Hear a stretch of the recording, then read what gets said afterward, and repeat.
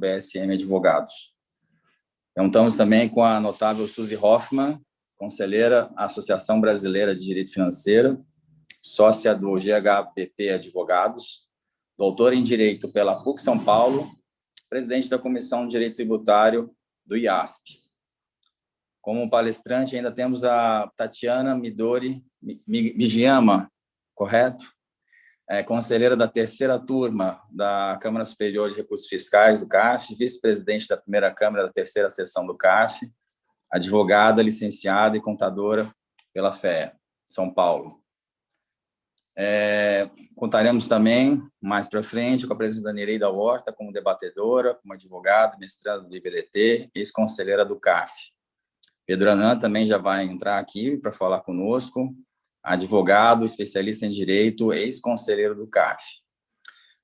Infelizmente, hoje não poderemos contar com a presença tão fantástica de quem idealiza e ajuda a organizar essas lives, é detentor dessas ideias, que é o João Paulo Barbosa Lira. Ele teve uma intercorrência pessoal, uma questão de saúde e urgência com a namorada dele. O quadro gravou um pouquinho e ele precisou se dedicar a isso, então ele pediu desculpas e sabe que esse tema vai ser bem explorado com esses debatedores e com nossos queridos palestrantes aqui hoje reunidos. Como é que vai funcionar a nossa dinâmica hoje? Nós vamos começar pela exposição do Dr. Fábio, desculpa pela doutora Suzy, depois vamos para o Dr. Fábio, depois para a Tatiana. E aí abrimos para os debates. Por favor, façam suas perguntas, anotem suas ponderações. Estamos aqui para tentar responder algumas perguntas e talvez deixar muito mais perguntas do que respostas. Então, com a palavra, o Dr. Fábio, por favor. Eu acho que ia passar para a doutora Suzy, não é? Ou é para eu saudar? Desculpa, Fábio, doutora Suzy, por favor. Por favor, a Suzy. Boa tarde a todos. Boa tarde, André. Eu queria te cumprimentar, agradecer o convite que o João Paulo fez, mas agradeci seu nome. É um prazer reencontrá-lo aqui nessas lives que sempre são tão, trazem tantos questionamentos, tantos debates. Estou muito feliz de estar aqui. Quero cumprimentar minha querida amiga Tatiana, sempre presente, sempre brilhando lá no CARF com os votos. É um prazer estar ao seu lado. Ao meu querido Fábio Calcini, amigo também de tantos anos, de advocacia, de CARF, de IBET, de congressos. Então, sempre muito bom te ver, Fábio, e te ver assim bem, com saúde. Bom, o tema de hoje realmente é um tema bem auspicioso, porque a pergunta é o que esperar do julgamento do tema 756, que é o RE 841979, e é muito difícil essa resposta, né? Porque o que a gente pode esperar do Supremo? Dá até um medo, né? Porque assim, nossa, já tá bom o que o STJ decidiu, vamos parar por aqui, né? Porque vai que muda, né? Como é que fica isso? Eu acho que, como eu sou a primeira a falar, eu acho que a gente tem que introduzir, né, todos os debates que tiveram, que nos fizeram chegar até aqui. Então, quando veio o advento, nas medidas provisórias, depois na conversão em lei, da lei do PIS e da COFINS, em que trouxe a não cumulatividade para o PIS e para a COFINS, teve uma enxurrada de questionamentos, em que esses questionamentos eram assim, bom, mas essa não cumulatividade que o artigo 195, parágrafo 12 da Constituição, que foi trazido por emenda constitucional, quando ele fala, né, que poderá ser dado para alguns setores específicos, né, determinar a cobrança de contribuições com a não cumulatividade, você traz uma constitucionalidade para o tema da não cumulatividade para o PIS e para a COFINS. Da mesma maneira que você já tem a técnica, ou o princípio, aí toda a discussão, da não cumulatividade para o IPI e para o ICMS, aí surge isso para o PIS e para a COFINS. E aí tem a 10833, que traz efetivamente a não cumulatividade e vai especificar o que pode e o que não pode dar créditos. Então, restringindo de alguma maneira a não cumulatividade. E aí começa a questão, mas se o tributo ele incide sobre a receita, tudo aquilo que implica nessa receita não deveria dar direito ao crédito?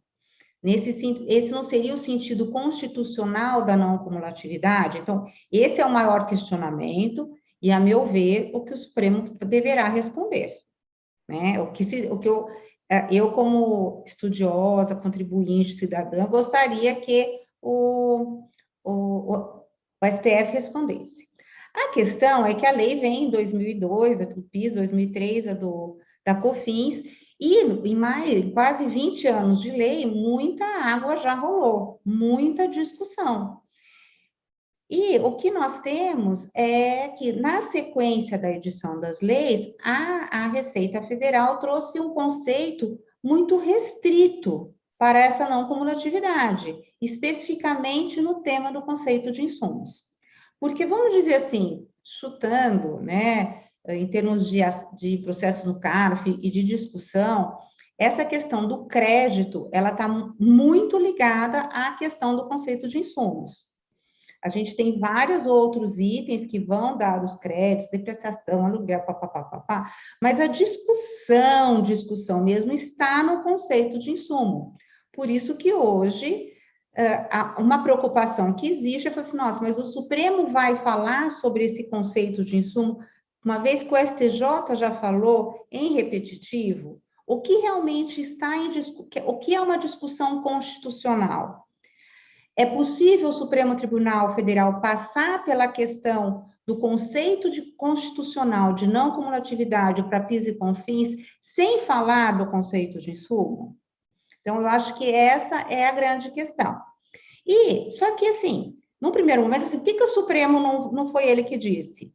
Já, primeiramente, porque, na verdade, os processos vão tendo os seus caminhos. E aí, toda essa questão sobre o conceito de insumo, propriamente dito, não mais sobre diretamente sobre a questão da não cumulatividade, ele perpassou tanto no judiciário como no administrativo. E as primeiras decisões do Poder Judiciário, elas foram negativas para o contribuinte. Esse processo mesmo que chega agora ao Supremo Tribunal Federal, a empresa não teve liminar, a sentença foi denegatória, o Tribunal Regional Federal negou. Então, não foi uma tese fácil para os contribuintes. E não era uma tese fácil para ninguém, porque o PIS/COFINS, dessa maneira, não cumulativo, eu acho que nem a própria Receita sabia como administrar, como fiscalizar, tudo isso foi um grande aprendizado. E o que aconteceu? Aconteceu que as primeiras questões, o contribuinte entra com algumas ações, não consegue eliminar, tem a ação direta de constitucionalidade que fala que é constitucional, o COFINS. O que ele faz? O contribuinte faz a interpretação do que ele entende que ele pode se creditar.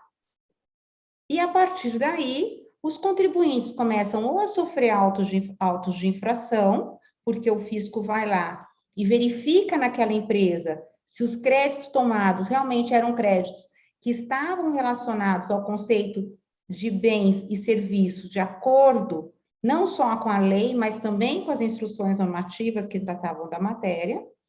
E também os contribuintes começaram a falar, não, no primeiro momento foi muito restritivo, eu posso me creditar disso, daquilo, ainda que não tenha um desgaste direto na produção e no conceito de IPI. E aí ele começa a fazer pedidos de compensação, né, achando esses créditos. Isso desemboca na esfera administrativa, especialmente no CARF, né, porque a DRJ, que é vinculada, os jogadores da DRJ, lembrando aqui, eles são vinculados ao que está previsto nas instruções normativas. Então, se a instrução normativa ela traz um conceito restrito, quem vai tirar esse conceito restrito só poderia ser o antigo Conselho de Contribuintes e depois o CARF. E no CARF começa a se ter uma elasticidade. Assim, poxa, mas aqui eu não estou falando de IPI, nós estamos falando de outro tributo ligado à receita. Então, eu não posso, porque quando eu falo de IPI, que era, né, que realmente eu vou estar muito ligado aos créditos que são utilizados para a industrialização. No PIS e na COFINS eu não tenho essa restrição. e que se começam algumas decisões esporádicas. A primeira grande leva é seguir as ienes, depois se começa a uma elasticidade nessa vertente, e vários julgados nesse sentido, mas sempre com questionamento também do contribuinte, nessa linha do que está hoje em jogo no Supremo Tribunal Federal. Bom, mas se eu falo de um tributo sobre a receita, eu não teria direito a todos os créditos? Então, eu não teria que encarar esse conceito de insumo, todos os bens e serviços? E, enfim, eu nunca aderi a essa corrente. Em agosto de 2011, o primeiro processo sobre isso chegou à Câmara Superior do CARF, na época eu fazia parte. E eu me lembro muito bem que eu não me lembro nem do julgamento do caso, porque foi um julgamento sem procuradoria, sem advogado, e passou. Aí a gente começou até a se perguntar assim, nossa, mas está saindo em tudo quanto é jornal, o que de tão importante era? E era realmente, se eu não me engano, os insumos eram resíduos de empresa de curtume, né? E aquela limpeza, né, que tem que fazer. E aí foi até o conselheiro Henrique Torres e falou assim, olha, o conceito de insumos não pode ser tão restritivo como o que está na EN, não pode ser do IPI. Mas isso já era crescendo, por isso que não causou nenhuma... Na hora se julgou de uma maneira muito tranquila, tanto que foi unânime. A partir daí, as turmas ordinárias continuaram a discutir bastante, a gente já sabia e tinha ali muito claro que esse conceito era um conceito relacional, o bem ou serviço que às vezes era entendido como insumo para uma empresa não seria para outra. Aí tivemos poucas decisões nesse sentido mais amplo, entendendo que seria próximo ao imposto de renda, mas todas as decisões que foram se seguindo no CARF foram sempre neste conceito relacional, e neste conceito afastando as ienes. Muito bem, isso foi muito importante, né, porque quando se chegou a esse assunto no STJ, a ministra Regina Helena Costa, ela trouxe esses julgados do CARF para trazer esse conceito relacional e trazer aqui os critérios da essencialidade e relevância. O que eu acho muito interessante colocar, né, eu já estou chegando nos 10 minutos, falar mais um pouquinho para deixar aí as coisas mais complicadas para o Fábio e para a Tatiana responderem, é o seguinte, num primeiro momento, esse conceito relacional, no CARF, ele era até mais restrito do que ele é hoje, ele foi se alargando com o tempo. Por exemplo, às vezes eu pego, né, porque esse assunto a gente fala desde, né, porque eu me lembro, o Henrique, a gente era chamado o tempo inteiro o Henrique para falar, né, sobre esse tema e tal, e na época, por exemplo, equipamento de proteção individual não era dado, ninguém concedia. Mesmo quando se deu a vestimenta, que foi o segundo caso da Câmara Superior, que foi para uma empresa, eu nunca me lembro qual é, mas essas empresas em que era necessária essa vestimenta específica por uma regra legal, o EPI não era dado. Mas passados 2, 3 anos, assim, poxa, mas se uma empresa não der EPI, ela é fechada. Então, foi se alargando isso, esse entendimento. Eu acho que quando veio a nova estruturação do CARF, em 2016, 2017, se pretendeu voltar um pouco para restringir. Então, a gente via que alguns insumos que eram mais fáceis voltaram, não se dava mais, e hoje eu acho até em razão da alteração do voto de qualidade, e, de novo, já se está aumentando. E o que eu acho interessante é que, há 2, 3 anos, quando veio a decisão do STJ e trouxe esse critério da relevância e da essencialidade com o teste de subtração, o CARF voltou obrigatoriamente, né, porque tem que seguir, a elastecer esse conceito relacional. Então, a gente vê a própria questão de insumo sobre insumo, e eu fui vendo, né, para me preparar para cá, várias decisões. Por exemplo, a comissão, foi recente, acho que foi em agosto, né, Tatiana? A comissão de compras, que foi uma questão de couro, né? Eu lembro que essa questão tinha sido trazida antes, né, E se entendia, não, mas a comissão que você paga para um produto, para um insumo, jamais pode ser. E agora a Câmara Superior acatou. A mesma maneira que a gente vai ver, tudo bem que foram questões bem específicas, mas do próprio marketing. Eu vi agora uma decisão que foi da turma ordinária, que é a presidente Alisiane, que é de logística, empresa de logística, ou seja, a gente vai vendo essa elasticidade.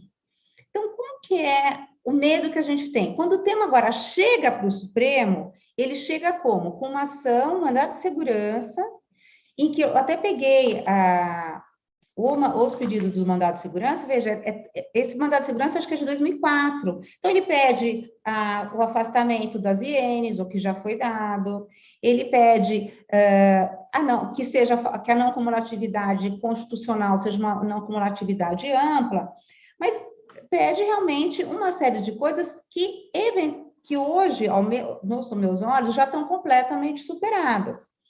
Mas quando chega para o Supremo e o ministro Fux, em agravo, entende que é um tema constitucional, né, porque não tinha sido admitido o recurso extraordinário, o ministro Fux admite, a PGR, a Procuradoria-Geral, ela pede pela não admissibilidade, é a manifestação dela, mas o ministro Fux, ele entende que existe um tema constitucional, porque nós temos o artigo 195, parágrafo 12 da Constituição, que fala da não cumulatividade para as contribuições. Então, teria sim aí que o Supremo, ele teria que falar, ele fala assim, portanto, não há na construção a escolha dessa ou daquela técnica de incidência do princípio a nortear sua aplicação. Relevante, portanto, a definição pela Suprema Corte do núcleo fundamental do princípio da não cumulatividade quanto à tributação sobre a receita. Que aí ele termina, já que com relação ao IPI e ao ICMS já tem uma ampla jurisprudência. Então, a questão que fica e o medo que fica assim, meu Deus, o que eles vão falar que é o núcleo fundamental desse princípio da não cumulatividade? E realmente, eu vou deixar ou para os debates ou para a Tatiana ou o Fábio responderem, assim, o Supremo vai ter que passar pelo conceito de insumos, né? E para responder, para falar qual que é o núcleo fundamental do princípio da não cumulatividade, ele deveria fazer isso, né? Eu acho que essa é a grande expectativa. Eu, particularmente, prefiro que não. Acho que como ainda dá muita litigância, mas a gente já sabe mexer com o que está. Já imaginou se muda isso, tem que modular, tem uma série de outras questões. Mas, assim, como primeiras palavras, e já dando 15 minutos, eu agradeço e fico esperando aqui para o retorno, e espero que o Fábio e a Tatiana respondam se o Supremo deve ou não entrar no conceito de insumo. Obrigada. Muito obrigado, Suzy. Já temos agora a presença do professor Pedro Anan também, como debatedor, e passo a palavra, então, para o doutor Fábio. Boa tarde a todos, antes de mais nada. Desculpa o atraso um pouco. Boa tarde. Queria aproveitar aqui para saudar o querido amigo, doutor Pedro Anan. Saudade do amigo. Muito bom revê-lo. Agradecer aí a condução do Andrew e saudar a doutora Suzy, a doutora Tatiana, né, que são aí grandes amigas, e fico muito feliz de participar desse painel com elas. E estamos ansiosos aí, não sei o que aconteceu com a Nereida, né, mas esperando a Nereida aí também para saudá-la.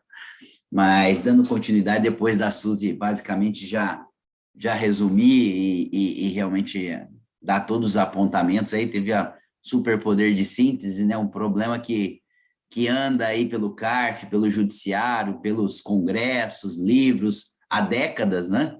Ela conseguiu aí em 15 minutos dar um ótimo panorama para aqueles que estão nos assistindo. O tema realmente é um tema altamente, embora quase todo mundo que lida com direito tributário acaba, em algum momento, tendo a oportunidade de discutir, estudar e trabalhar, mas é um tema, de fato, de difícil solução pontual, né, matemática, vamos dizer assim. E na linha da nossa live aqui, eu vou aproveitar para falar um pouquinho, né, da perspectiva constitucional da não cumulatividade do PIS e COFINS e o que se pode ter em relação a esse julgamento, que é o tema do recurso extraordinário 841979, tema 756, né? Nós estamos até com o desafio de participar desse caso, a gente está atuando por amigos por uma entidade, e, de fato, o primeiro ponto que, a todo momento, todos aqueles que estão atuando, né, nessa discussão no tema 756 no Supremo traz, é exatamente a preocupação de que aquilo que já foi firmado e está muito bem posto pelo STJ, e principalmente pelo CARF, né, de muito tempo. Aliás, o próprio CARF, uma época, tentou, quando ainda o STJ não tinha julgado o caso, mudar de posição, mas não mudou, felizmente. Então, a primeira preocupação é essa, né? O que a gente pode dizer aqui sobre essa perspectiva? Sinceramente, eu não consigo ver uma possibilidade de o Supremo Tribunal Federal estabelecer uma interpretação que seja incompatível com o que já nós temos, incompatível no sentido de restringir o direito do contribuinte. Eu não acredito que isso possa acontecer. E por que essa minha primeira visão, né? Porque se nós levantarmos as decisões do Supremo Tribunal Federal a respeito da interpretação de não cumulatividade de crédito, situações que envolvem o debate e permeiam o artigo 195, parágrafo 12 da Constituição, não é? Que é aquele que, a partir da emenda 42, consignou que as contribuições, elas poderiam, né, que a lei iria, né, estabelecer as atividades que seriam não cumulativas. Nós percebemos nos julgados que o Supremo tem estabelecido que ele efetivamente não leva em consideração uma visão altamente restritiva como nós tínhamos a partir das instruções normativas, que, aliás, até foram revogadas, né? Hoje, a postura da própria Receita, à luz do repetitivo, na IN 1911, já conduz a uma interpretação de insumo diferente. Sabemos que ela busca ali também, à luz da regulamentação, dar uma restringida no que o STJ decidiu, que o próprio CARF, caso a caso, tem feito e se posicionado, mas também já se alterou. Então, acho que esse é um ponto importante. Eu recebi algumas ligações de colegas, Calcini, pelo amor de Deus, só faltava o Supremo, né, nessa fase dele aí, mudar tudo isso e alterar o que o STJ decidiu. É importante, então, dizer que eu não vejo essa perspectiva. A gente pode ver vários julgamentos, e aí eu destaco, acho que para tratar dessa não cumulatividade, um recurso extraordinário, né? O ministro Dias Toffoli relatou alguns casos, e existe um caso bem interessante que ele relata, que é aquele em que há uma discussão dos prestadores de serviço, né? O tema 337. E no tema 337, ele, embora declare a lei, inclusive, a não cumulatividade constitucional, e traz aqui alguns parâmetros que eu vou tratar rapidamente, ele até diz que seria uma lei meio que a passos de uma inconstitucionalidade, né?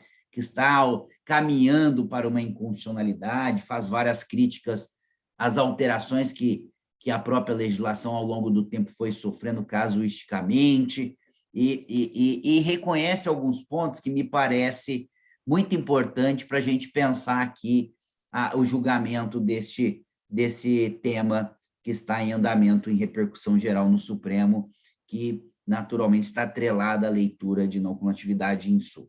O ministro Dias Toffoli, ele percorre no seu voto, né, pontos que me parecem relevantes, né? Alguns desses que eu gostaria de destacar. O primeiro deles, que me parece importante, ele mesmo fala que a não cumulatividade do 195.12, ele tem um conteúdo semântico mínimo. Embora o Constituinte tenha dado uma abertura e uma certa delegação à lei, ao legislador, para estabelecer os parâmetros, os critérios, a estrutura desta não cumulatividade, ela tem um conteúdo semântico mínimo que deve ser observado, né? Então, esse é um ponto importante. Qual é esse conteúdo semântico mínimo que é difícil de nós observarmos? E aí, é importante dizer que nesse julgado, que me parece que vai, de algum modo, conduzir, pelo menos boa parte do debate nesse tema, né, o próprio ministro reconhece que a sistemática de não cumulatividade, né, ela precisa ter uma certa visão de neutralidade fiscal, né? Ela busca, dentro do sistema não cumulativo, que está atrelado à incidência sobre a receita, né? E não é ICMS, não é IPI, como a Suzy já comentou muito bem, da jurisprudência que já veio alargando a leitura da própria legislação, né? Há uma importante visão de não cumulatividade que vem para corrigir, para impedir as distorções de um sistema plurifásico cumulativo, né? Onde, em cada etapa de um ciclo econômico de produção de bens, prestações de serviços, comercialização, nós temos a tributação do PIS e COFINS isoladamente, gerando uma cumulatividade em cada uma das etapas desse ciclo de produção e ciclo econômico. Então, efetivamente, nós temos aqui, ao garantir o texto constitucional uma não cumulatividade, que o legislador busque efetivamente estabelecer ou concretizar essa perspectiva de uma neutralidade. Neutralidade absoluta, esse é o ponto, né? Qual é a intensidade, a dimensão dessa neutralidade? Me parece que aí é que vem, né, uma leitura talvez um pouco subjetiva que o Supremo terá, né? Mas é óbvio que ele vai, no mínimo, estabelecer um parâmetro mínimo do que há de ser essa neutralidade, evitando essa sistemática de tributação em cascata e tudo mais. E aí, dentro da minha humilde leitura, o Supremo, em alguns casos, tem dado muita liberdade no tema da não cumulatividade PIS e COFINS um pouco mais ao legislador, a gente percebe um pouco isso, mas nesse julgado do Dias Toffoli, ele trabalha, ele dá um pouco mais, vamos dizer assim, de valor à não cumulatividade, né? E me parece que pode ser o ponto de partida dessa densidade mínima de não cumulatividade que há de se garantir e que vai influenciar, né, na interpretação, ou seja, numa adequada interpretação ou uma interpretação conforme da legislação infraconstitucional, mais especificamente artigo 30, inciso 2, que trata do insumo, né? E aí, a minha visão é de que, por óbvio, o ponto de partida que deve ter o intérprete aqui constitucional para estabelecer os parâmetros dessa leitura de insumo, né, é dizer, toda operação que eu tenho anteriormente que é decorrente de uma pessoa jurídica que tributa a operação, no caso, com o PIS e COFINS, eu já tenho que ter um ponto de partida interpretativo de que, em regra, né, há de se ter crédito. É óbvio que eu tenho que consultar a lei para verificar as hipóteses que lá estão. E essa foi a liberdade que o legislador obteve, ou seja, de estabelecer quais são esses créditos, os parâmetros desses créditos. Mas eu preciso, numa leitura constitucional, dentro dessas regras, para garantir uma não cumulatividade efetiva à luz de uma neutralidade fiscal, eu preciso efetivamente ter esse ponto de partida. Ora, se a operação é tributada com PIS e COFINS na operação anterior, eu já tenho que buscar uma interpretação que concretize a não cumulatividade, porque, do contrário, se esse item não dá crédito, por óbvio, por mais que eu tenha outros créditos, eu já estou criando uma cumulatividade, que é exatamente o oposto do que o sistema preconiza, né? Até porque a legislação infraconstitucional, ela, por regra, é não cumulativa, né? Então, essa é a minha leitura inicial. Agora, quando se trata de um outro ponto, é lembrar que a não cumulatividade aqui, ela precisa ser avaliada à luz da estrutura e materialidade do tributo. E qual é o tributo? PIS/COFINS, que é tributado sobre receita bruta, que, no regime não cumulativo, ele é tributado, inclusive, quanto às demais outras receitas, ou seja, a amplitude de incidência é a maior possível. eu penso que por uma coerência e uma razoabilidade interpretativa, da mesma forma, a outra face da moeda, que são os créditos da não cumulatividade. Se a operação é tributada com essa amplitude, por conseguinte, os créditos precisam ser avaliados, a leitura da legislação, à luz do quê? À luz da não cumulatividade em função da receita bruta. De tal sorte que qualquer bem, serviço tributado por PIS e COFINS que seja empregado por uma pessoa jurídica para que ela exerça a sua atividade econômica e, consequentemente, gere receita, possa oferir receita bruta e tributar o PIS e COFINS, em tese, mereceria aqui a possibilidade de crédito.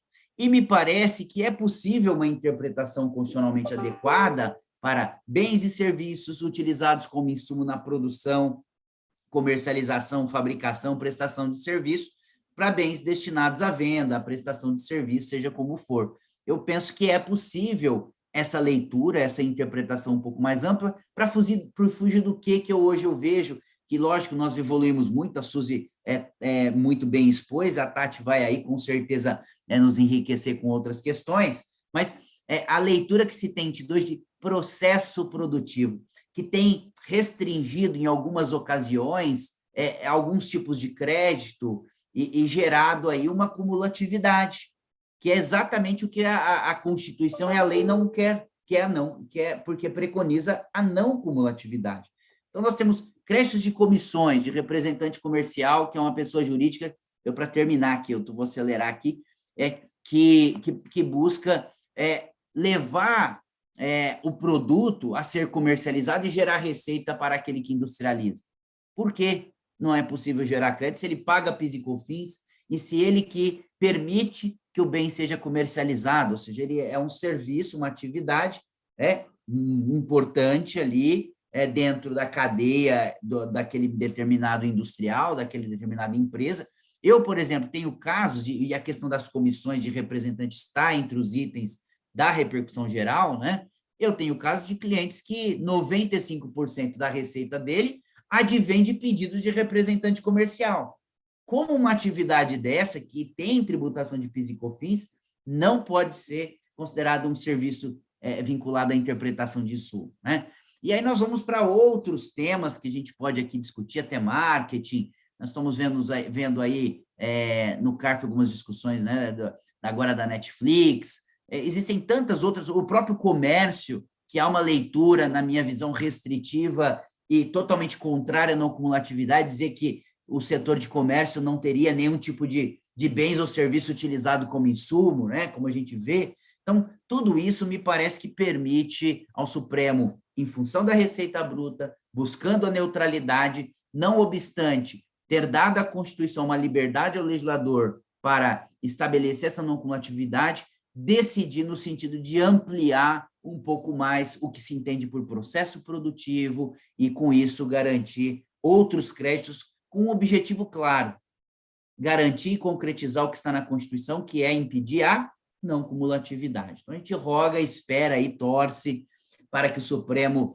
além de não mudar o que já se construiu, ele amplie um pouco mais essa sistemática da não cumulatividade. Então, eu agradeço o convite, agradeço o Pedro aí pelo convite, ao Andrew, e passo a palavra à Tatiane. Muito obrigado.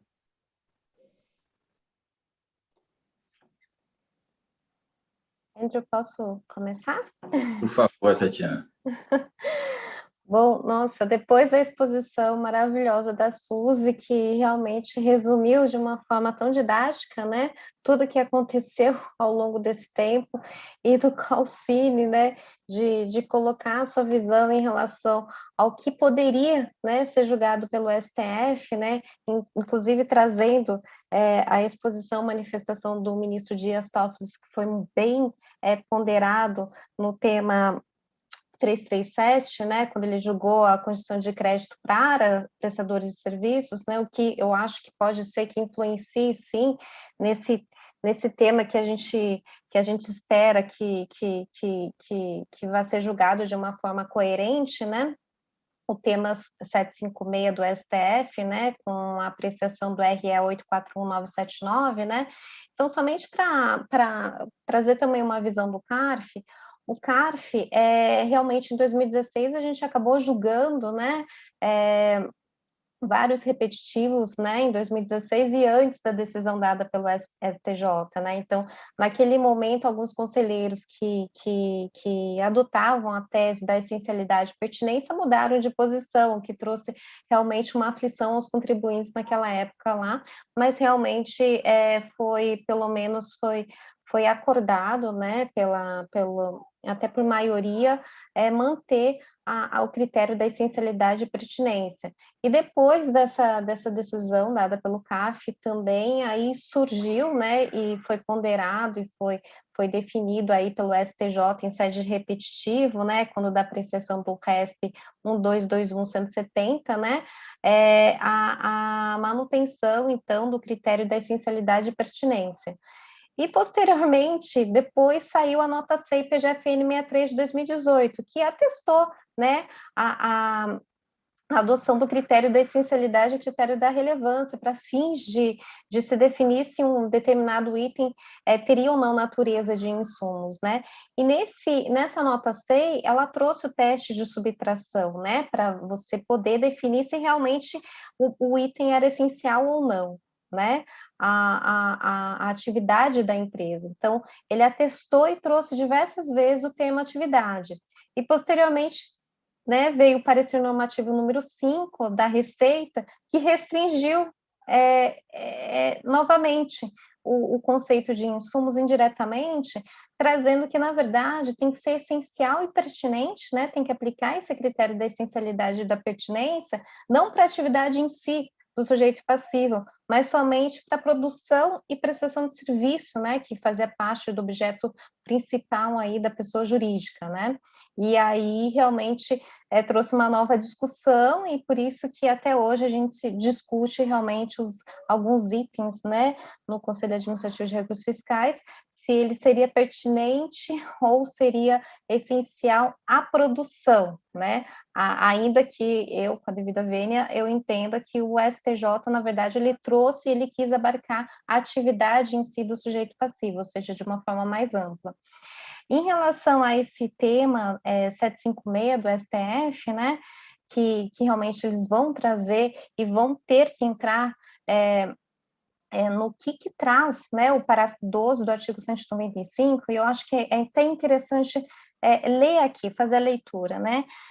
O parágrafo 12, ele traz o quê? Que a lei definirá os setores de atividade econômica para os quais as contribuições incidentes nas formas do inciso 1b e 4 do CAP serão não cumulativas, né? E aí, assim, a lei definirá os setores econômicos. A gente sabe muito bem que os setores econômicos são os setores primário, né, que obtém a matéria-prima, o secundário, indústrias e produção, né, e terciário, que são aqueles setores que abrangem o comércio e prestação de serviço, né? Então, assim, o parágrafo 12 fala, a lei definirá os setores, né? Então, a lei não limitará a constituição do crédito, né? Então, é diferente a limitação da constituição do crédito com a definição de setores.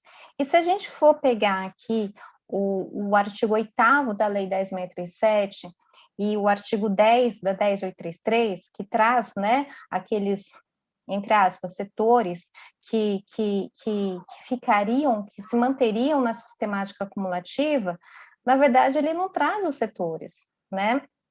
Ele traz algumas receitas específicas, né, e algumas pessoas jurídicas, né, atividade de algumas pessoas jurídicas que podem se manter na sistemática acumulativa, né, e aí também define até pela regra do regime de tributação, por exemplo, o lucro presumido fica na sistemática acumulativa, sem definir especificamente os setores, né, da atividade. Então, assim, alguns setores, então, teriam sido prejudicados, né, por conta disso? Pode ser, porque não foi prejudicado, então, por conta do parágrafo 12, a atividade comercial, né? Porque aqui a gente sabe muito bem que o artigo 3º traz que do valor apurado na forma do artigo 2º, a 10.833, né, a pessoa jurídica poderá descontar créditos calculados em relação a bens adquiridos para revenda. Poxa, então, olha, tá vendo? A atividade do comércio só pode constituir crédito sobre esses bens. E os custos para a revenda dessas mercadorias, eles não poderiam constituir crédito? E aí começou uma discussão, né? Não há previsão legal, né? Tem uma parte que se direciona que não há previsão legal para constituir crédito, e outra parte fala que não há previsão legal proibindo a constituição de crédito, né? Então, aí começa realmente essa discussão, né? E aí, a gente, só relembrando, o inciso 2, né, do artigo 3º, que fala da constituição de crédito, ele fala, olha, você pode constituir crédito sobre bens e serviços utilizados como insumo na prestação de serviços, na produção de fabricação de bens ou produtos destinados à venda, né? Então, assim, produção, fabricação e prestação de serviços. Aí começa aquela linha, poxa, a atividade de comércio revende, ele não presta efetivamente um serviço, ou ele presta serviços. Na verdade, assim, a prestação de serviço, ele é mais amplo, tudo que decorre de uma força de trabalho é uma prestação de serviço. Então, por que comércio não seria considerado prestação de serviço para fins de constituição de crédito de PIS e COFINS sobre os custos para a revenda dos produtos que ele comercializa, né? Então, assim, são pontos que a gente tem que realmente, assim, considerar. E a partir do momento que o artigo 8º e o artigo 10, né, da 10.637, 10.833, ela traz, por exemplo, algumas receitas, né, e algumas atividades de pessoas jurídicas que poderiam continuar na sistemática cumulativa, inclusive lucro presumido, regimes por regimes e não por setores, né, ela acaba também prejudicando, por exemplo, holdings. Holdings não prestam serviços, né, eles participam, né, de outras pessoas jurídicas e não produzem nada. Só que elas, por elas observarem o regime de lucro real, elas têm que ficar na sistemática não cumulativa e recolher a 8,25 e não tem crédito.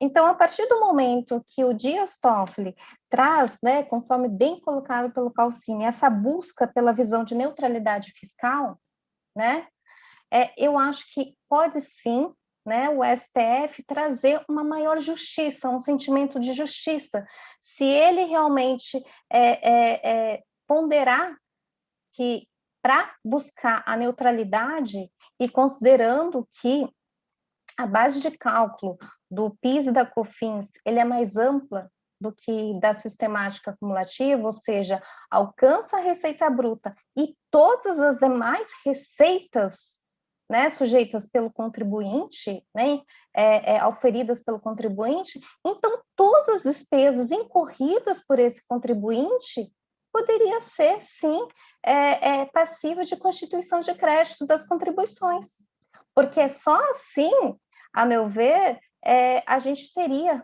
a neutralidade, né?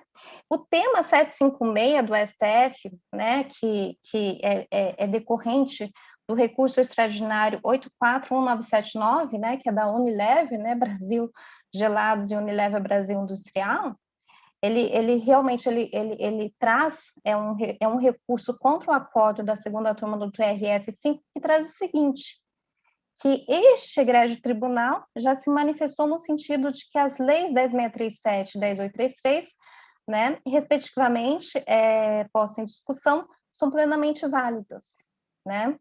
Isso porque o STJ ponderou nesse sentido.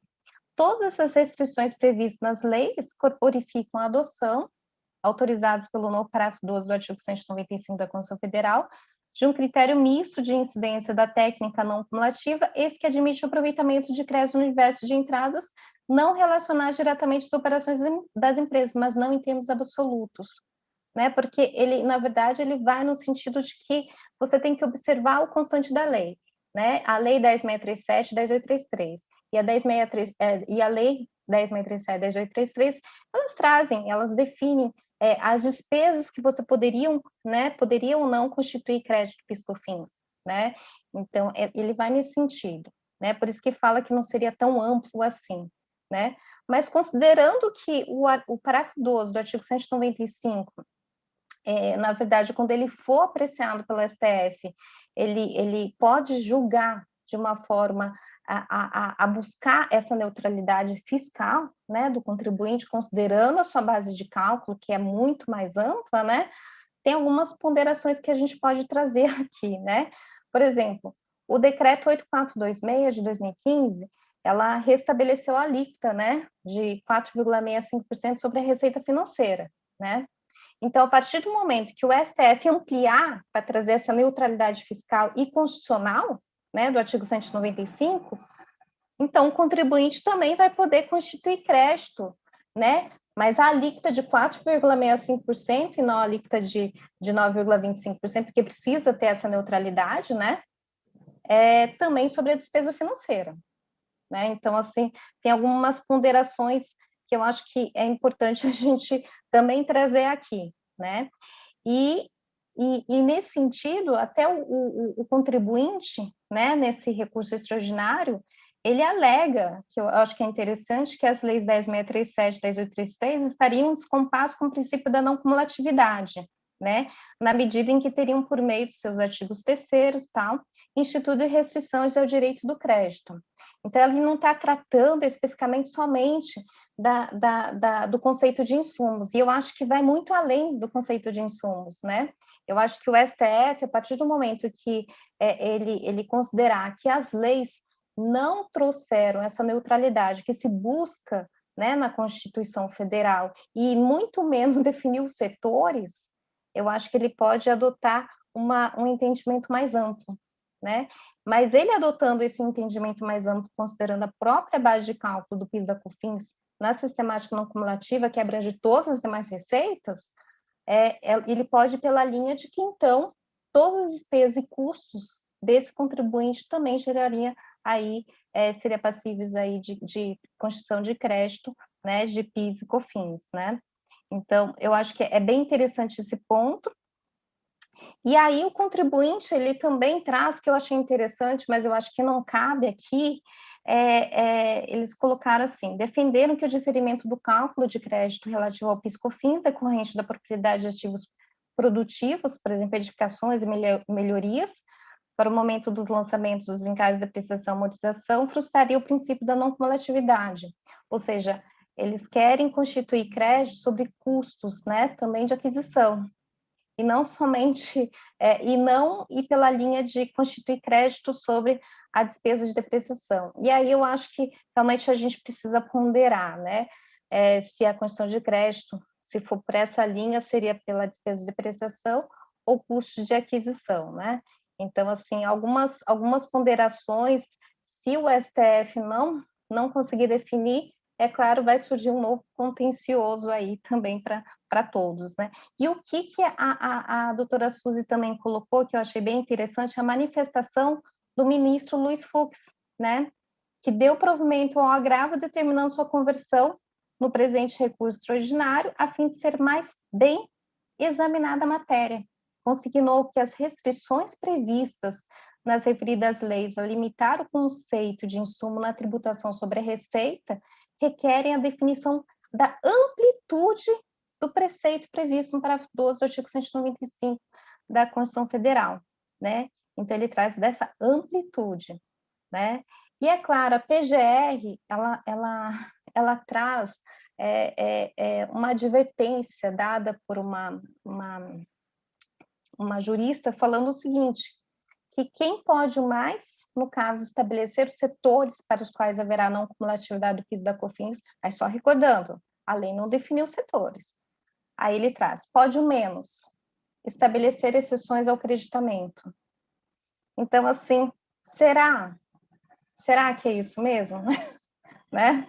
Então, assim, e aí eu coloco algumas ponderações aqui para os meus colegas, né? Em relação à pergunta da doutora Suzy, em relação ao conceito de insumos, eu acho que o STF ele vai em outro sentido. Eu acho que ele nem vai discutir a questão do conceito de insumos. Ele vai no sentido de buscar neutralidade constitucional, né? E se ele for no sentido de buscar efetivamente neutralidade constitucional, considerando a base de cálculo mais ampla na sistemática não cumulativa, eu acho que ele tem que realmente ser coerente e considerar que todos os custos e despesas desse sujeito passivo também seria a base para a constituição do crédito PIS/COFINS, né? Então, eu faço algumas ponderações aqui para os meus colegas, né? Se o STF ampliar o conceito de insumos, ou seja, de forma mais ampla do que o STJ, considerando a rigor que na sistemática acumulativa todas as receitas são tributadas, todas as despesas também seriam passíveis de constituição de crédito das contribuições, a insegurança jurídica, é certo, mesmo sendo favorável ao contribuinte, né, ou haverá da mesma forma que no caso da exclusão do ICMS na base do PIS/COFINS, se o STF não deixar claro como que se dará, né, por exemplo, receita financeira, a gente sabe que a receita financeira é 4,65%, então a despesa financeira que você pode constituir crédito também tem que ser 4,65% para buscar essa neutralidade. Por exemplo, receita de JCP, que foi considerada pela STJ como receita financeira, que é uma receita de 9,25%, então eu também posso constituir crédito sobre a despesa financeira, né? A alíquota de 9,25% sobre a despesa de JCP, por exemplo. Se a decisão do STF ela for ampla, né, faria sentido continuar vingando a tramitação do PL 3887, que é a instituição da CBS? Não. Não, ao meu ver, não, porque a CBS, na verdade, ela traz, na verdade, esse fim da discussão buscando a neutralidade, né? E a partir do momento que o STF firmar um entendimento, por exemplo, favorável ao contribuinte de forma mais ampla, para que você precisa da CBS, né? E a modulação, quanto à modulação, né? Considerando que já havia repetitivo, né, no STJ, né, que aplicou a rigor a lei, né, e trouxe um conceito de insumos, né? Como que seria dada essa modulação, né? Da mesma forma, é situação semelhante à dada em relação à modulação dada aí pelo STJ, nesse caso? Ou a gente poderia considerar para não trazer uma insegurança maior ao contribuinte, ou seja, ok, agora é tudo, né, todas as receitas vão continuar sendo tributadas pelo PIS/COFINS, é claro, mas para buscar neutralidade fiscal, eu posso, então, constituir crédito de PIS/COFINS somente sobre as despesas e custos incorridos a partir da data do julgamento, né, que será dada aí pela STF. Então, são pontos aí que a gente precisa ponderar. Aí, aqui eu finalizo por enquanto. Obrigada. Muito obrigado, Tatiana. Obrigado, Fábio. Obrigado, Suzy. Exposições fantásticas. Acho que a gente tem bastante material para debater aqui. Temos algumas perguntas também no chat, mas eu queria, antes de tudo, agradecer a presença também da Nereida Horta, que entrou agora devido a alguns probleminhas operacionais nossos. Então, abro aí para os debates. Gostaria que o Pedro pudesse fazer alguns comentários antes da gente abrir alguma discussão. Perfeito, obrigado. Queria parabenizar a apresentação de todos, né? A Suzy, como sempre, sintética, colocando os outros palestrantes em uma saia justa, porque ela traz as colocações, resume, né? E o pessoal que vem depois fica numa situação bastante difícil. Mas é importante porque o objetivo nosso é esse, né? Eu acho que a grande preocupação desse tema, eu acho que por isso que a gente decidiu fazê-lo e reunir grandes nomes para poder falar sobre isso, que é a Suzy, o Fábio e a Tatiana, é porque a gente tem ouvido muita especulação, muito rumor, né? E a discussão, às vezes, sendo levada de uma maneira equivocada, né? Que a Suzy colocou, né? Será que o STF vai mudar ou não o conceito de insumo? Como é que fica? O Fábio mesmo comentou de vários colegas entrando em contato, preocupadíssimos com isso. E a gente viu que o assunto tem que ser debatido, tem que ser colocado e colocado como ele deve ser debatido no Supremo, que, né, é uma discussão de outro nível, de outro debate, né? E o Fábio falando da questão, né, e a Tatiana falando da questão da receita, né, de temos que ver a questão do equilíbrio, né, da questão da tributação do PIS/COFINS. Eu lembro quando esse tema veio lá em 2002, com a Lei 10.637, quando a PET lançou um livro de PIS/COFINS, no artigo do professor Nathanael Martins, né? Ele que trouxe, acho que nesse artigo, essa questão, né? O conceito de insumo que ninguém sabia, todo mundo estava debatendo, e ele coloca nesse artigo, né? A questão, como o PIS/COFINS se tributa à receita, você não pode usar o conceito do IPI nem no imposto de renda, né? Então, é um conceito próprio. Então, se a receita, né, é tributada pelo PIS/COFINS, então tudo aquilo que está vinculada ou atrelada àquela receita, e se foi tributado pelo PIS/COFINS, poderia, geralmente, dar direito ao crédito. Então, a gente vai ver que, como a Tatiana colocou, o Fábio colocou, essa discussão no STF, a gente tem que olhar mesmo como é que vai ver, porque o impacto disso é bastante significativo. O Fábio colocou um assunto interessante, Fábio, que vocês vão entrar com uma amicus curiae, né, no processo, não é isso? Queria que você comentasse um pouquinho sobre essa situação, Fábio, porque é importante, né? O que a gente vê, né? A Suzy também trabalhou muito isso na CNI, né? De alguns casos que é importante entrar com amicus curiae, porque às vezes o processo que é colocado para ser julgado, né, lá no STJ, no Supremo, ele não é muito bem cuidado, né? Então, se você deixar para ser julgado aquele processo, parece que eles pegam a pinça, né? Seleciona um caso que está mal conduzido para colocar em julgamento, e quando vem o julgamento, aí causa estrago todo no mercado. Então, eu queria que o Fábio pudesse comentar um pouquinho dessa atuação, que é importante, né, Fábio? Porque isso pode dar um reflexo muito grande, né? É o famoso amigo da corte, né? Espero ser amiguinho lá dos ministros do Supremo, né? Espero não contrariar nenhum deles, né? Ultimamente não é bom, não. Pedro, mas acho que sua observação é muito boa, né? Eu acho que a atuação de amigos, ela sempre contribui, né? E hoje em dia, o que eu vejo que é muito bacana é que os advogados se falam, né? Até falando exatamente do tema 756, primeiro, felizmente, Pedro, em excepcionalmente, esse caso, até que o recurso extraordinário é bem cuidado, tá com um escritório bem renomado, um pessoal que está atuando muito bem, buscou um parecer do professor Humberto Ávila, temos aí muito conteúdo, eles têm trabalhado muito bem. E nos chamaram para trabalhar junto aí como amigos, né? A gente está trabalhando com vários, mas a atuação de amigos é fundamental. E isso acontece muito, Pedro. Embora esse de PIS/COFINS não tenha ocorrido isso, por exemplo, no caso que foi julgado no STJ nessa semana, não sei se vocês viram, sobre a responsabilidade do sócio e do diretor quando ele sai da sociedade, eu era o único que estava pelos contribuintes. Tinha a Associação Nacional dos Procuradores, procurador, todo mundo. Não tinha o advogado da parte, era um caso que não tinha representação nos autos, um dos casos.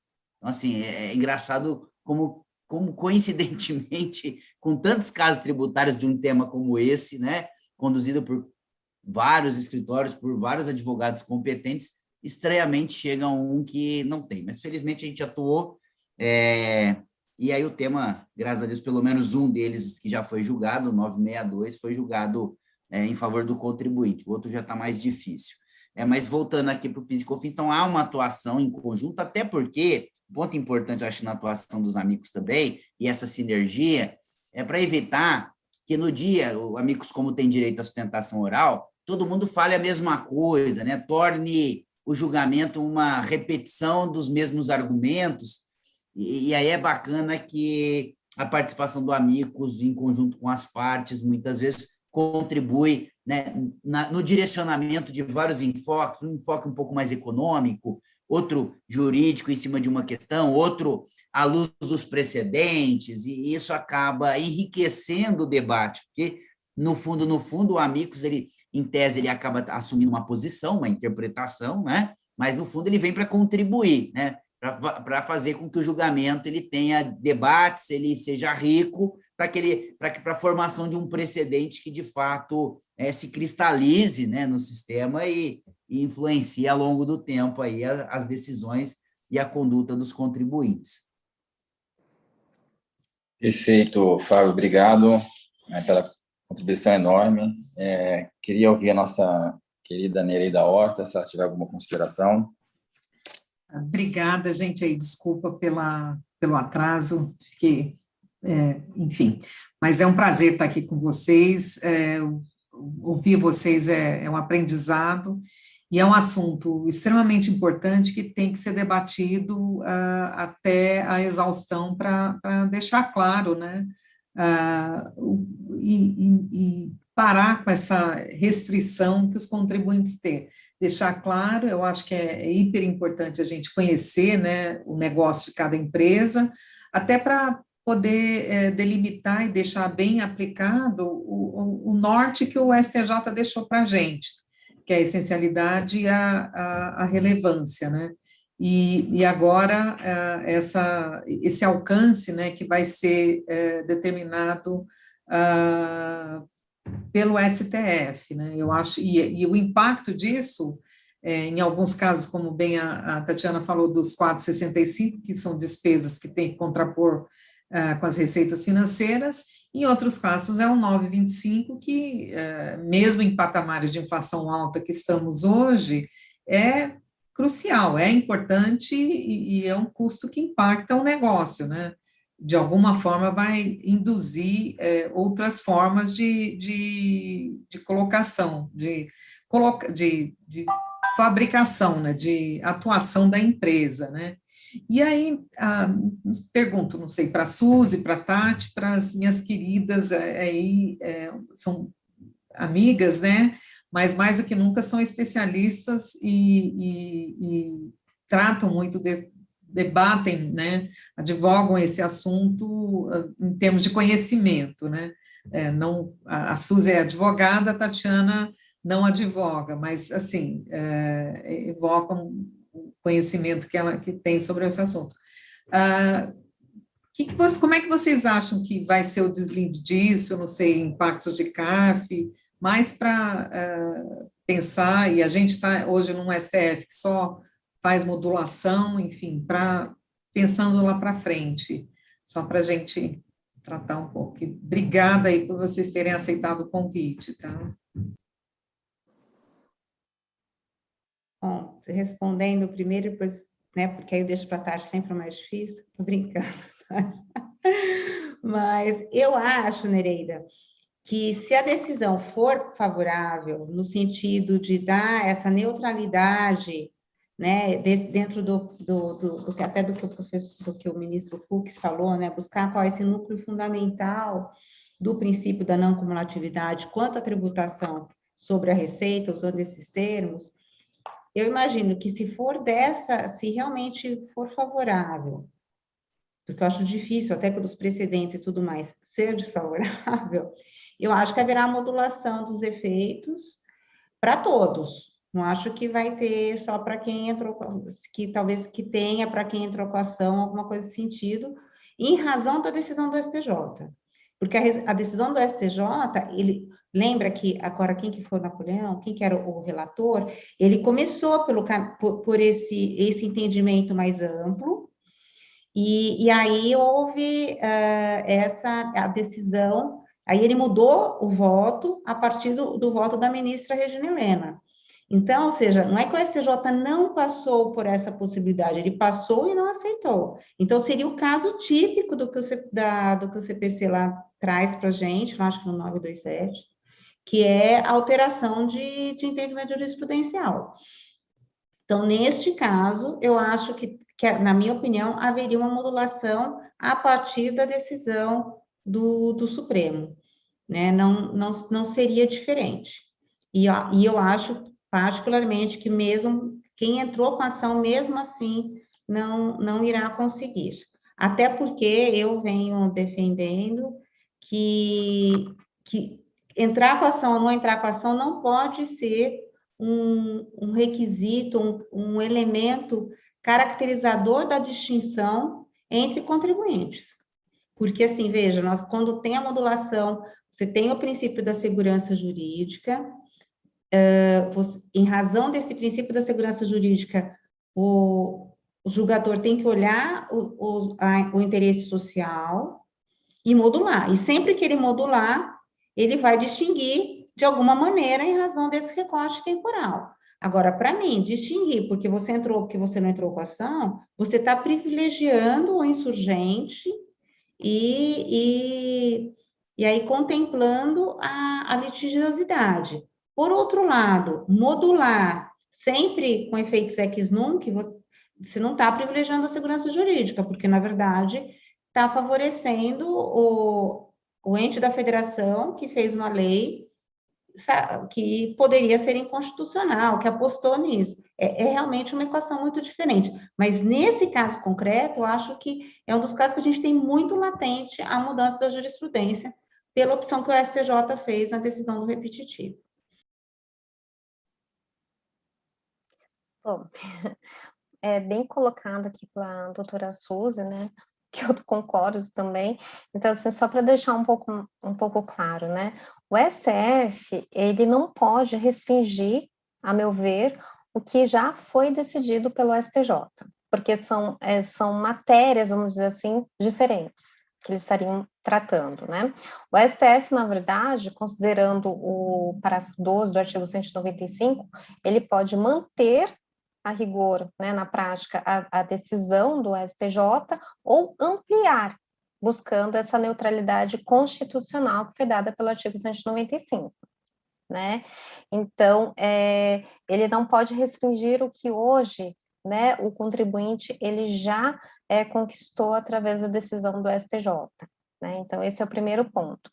Então, aí começa a discussão, né? Se o legislador ordinário ele deveria ter se limitado a definir os setores da atividade econômica, né, nas leis, né, e se ele poderia, né, no caso, restringir, né, a não cumulatividade, né, para algumas receitas e outras atividades, né, então, assim, esse acho que é o ponto do STF, né, e o STF, acredito eu, que até mesmo em relação à modulação, se ele for realmente buscar a neutralidade fiscal, considerando até o posicionamento do ministro Dias Toffoli, né, e do ministro Luiz Fux, né, assim, o direcionamento indireto do ministro Luiz Fux, né, se ele for no sentido de ampliar, né, ou seja, buscar a neutralidade fiscal,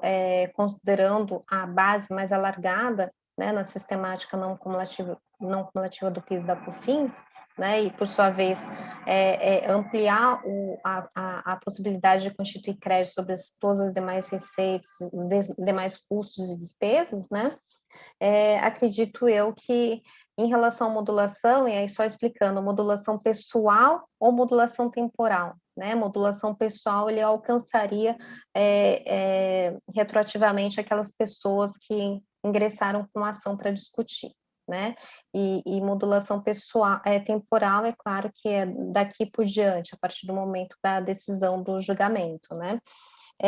Acredito eu que a modulação realmente, o que eu concordo com a doutora Suzy, né, que ela tem que ser dada para prevenir, né, para não ter insegurança jurídica, nesse caso, né, e também por conta de interesse público, né, mas assim, se ele modular para trás, pode até causar uma insegurança jurídica, considerando já a decisão dada pelo STJ, né, então, assim, eu não sei como que ele vai, né, ele vai seguir, mas realmente ele vai ter que ponderar, né, o interesse social, o interesse público e a insegurança jurídica para efetivamente justificar a eventual modulação, né, dos efeitos. E essa modulação, eu acho que ela tem que respeitar também a decisão dada também pelo STJ em sede repetitivo, né, porque como que ficaria? Independentemente das partes, tá? Independentemente de ser fazenda ou independentemente de ser contribuinte, né? Então, nesse sentido. Obrigado, Tatiana. Eu queria só colocar aqui uma pergunta, uma participante aqui da nossa live, que é a Natália Peixoto, que, apesar de ser uma pergunta prática, pode puxar gancho para outras discussões. Ela menciona: boa tarde a todos. Qual a expectativa com relação aos fretes de transferência de produtos acabados? Além de ser essencial para o processo produtivo, pode se enquadrar como frete na operação de venda? E eu queria colocar uma questão aqui também, né? Bom, a gente tem aqui mais ou menos um feeling do que o STF, ou o caminho que o STF vai trilhar, não é uma missão fácil, né? Mas, por enquanto, o que a gente tem na mesa é o critério definido pelo STJ, que, por mais que a gente tenha evoluído, a gente ainda tem uma certa dificuldade de aplicar com acuracidade no mundo prático, né? Então, daí surge essa pergunta, né? E, com base nessa pergunta, ela emenda. Então, com base nessa pergunta, temos observado que a Câmara Superior vinha com entendimento favorável até 2020, mas em 2021 houve uma mudança de entendimento. Então, eu gostaria de ouvir de vocês a respeito disso, né? Estamos com o critério de essencialidade, que ainda não está muito bem clarificado para a gente aplicar com um grau de assertividade plena no mundo prático. Então, diante disso, e sem ter um norte de quando teremos uma decisão do Supremo, se é que ela vai abarcar, de novo, a discussão do insumo, como ficaria essa questão prática, por exemplo, da Natália? Eu posso só ponderar, e aí depois eu passo por conta que eu estou na Câmara Superior, né? Então, assim, o que acontece? No CARF, realmente, a Natália tem total razão, né? Realmente, assim, quando saiu a nota 663, e não tinha saído o parecer normativo 5, a Natália, se ela fizer toda a pesquisa de jurisprudência do CARF, todos os conselheiros mudaram, os conselheiros que eram mais restritivos mudaram o seu entendimento para aplicar a nota 6, ou seja, considerar o que é essencial e o que é pertinente à atividade. E a atividade do sujeito passivo, ele só se finaliza depois, né, que ele entrega o produto, né? A partir do momento que ele entrega o produto. Ou seja, o frete de produtos acabados, ele estaria dentro da atividade, então geraria crédito de PIS e COFINS, né, pela nota 663. Aí o que aconteceu? Aí saiu o parecer normativo 5, que falou não, que na verdade o critério da essencialidade e pertinência tem que ser aplicado para a produção do bem, né? Então, assim, a partir do momento que já acabou o produto, né, o produto já está acabado, aí não tem mais que se falar em condição de crédito, de PIS/COFINS. E aí ela tem razão, porque daí houve essa mudança, né, de entendimento de forma desfavorável. Mas, em 2021, tá, agora, tem alguns processos que eles discutem, que a discussão, né, decorre de um auto de infração, e não de uma não homologação de uma compensação, né? Mas sim de um auto de infração. E aí, o que tem ocorrido?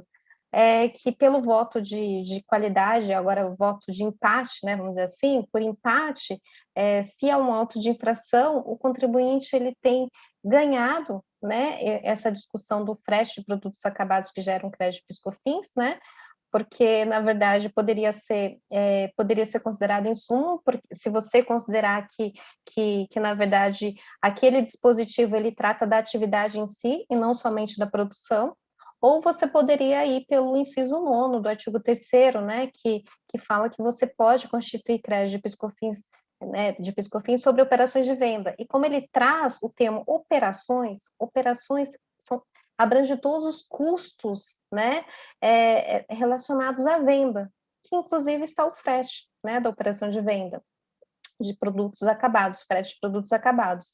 Então, assim, a gente tem em 2021 várias decisões, uma pela aplicação do artigo 19E, né, de forma favorável ao contribuinte, porque se trata de um auto de infração, e outra que realmente vai por voto de qualidade desfavorável ao contribuinte, porque realmente o processo decorreu de um processo de indeferimento de pedido de compensação, né?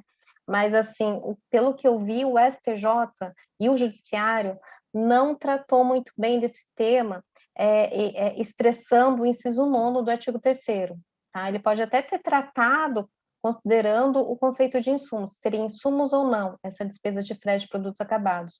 Mas o Judiciário, ele não estressou o termo operações de venda, né? Se esse frete, ele estaria abarcado como custo de operações de venda. Então, é esse o ponto.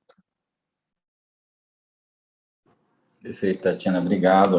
Acho que esclareceu bem a pergunta da Natália. Nereida e Pedro, querem comentar alguma coisa antes da gente passar para as exposições finais? Não, só se o Fábio quer comentar alguma coisa sobre tudo isso que foi falado. Fábio, quer comentar alguma coisa? Eu acho que a Tati já deu aí os alinhamentos gerais, né? A gente até fez um outro evento aí que a gente participou junto também, que a gente discutiu um pouquinho do frete, né? Mas eu acho que aquela linha que eu sigo de não cumulatividade já seria aí um grande passo para justificar aqueles fretes entre estabelecimentos que hoje são negados, né, pelo fisco, principalmente aí quando é de produto acabado, né? Infelizmente, a gente sabe que é uma incerteza. Aliás, só para complementar até pelo horário, o frete em estabelecimento, eu acho que é um dos temas de crédito e PIS/COFINS os mais emblemáticos. Por quê? Aquele contribuinte que se arriscou, ele acabou, boa parte deles que foram autuados, levando. Quem foi para o judiciário está perdendo, né? Então, é delicado isso, realmente está bem complicado, né? E o STJ, infelizmente, me parece que, ao contrário do que aconteceu no debate do caso Ayambi, de insumo, que foi muito bem discutido, com vistas e trabalhos, o frete foi julgado lá no começo de uma forma assim, célere, sem debate, e depois eles adotaram esse posicionamento e não param para voltar a refletir, principalmente depois que julgaram o caso Ayambi, que mudou os contornos de toda a questão de não cumulatividade de crédito, né? Então, não sei o que passa na visão do STJ, mas é a minha crítica aqui em relação a esse tema.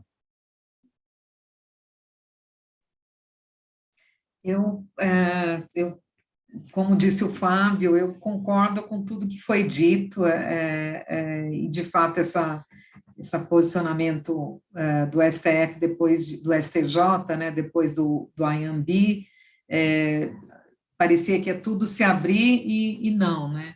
E quanto à questão do frete, ainda mais a gente que vive muito no agro, é impossível não aceitar o frete, mesmo entre estabelecimentos de produto acabado, como insumos, enfim. É só olhar para o mapa do Brasil e ver o quanto que é necessário levar e trazer, né? Quem produz está longe de quem consome, está longe da exportação. Então, é uma questão até nem jurídica, é geográfica. E eu conjugo de tudo que foi posicionado e agradeço o posicionamento, a coragem de vocês de tratar de um assunto tão difícil, né? E importante de forma categórica, né?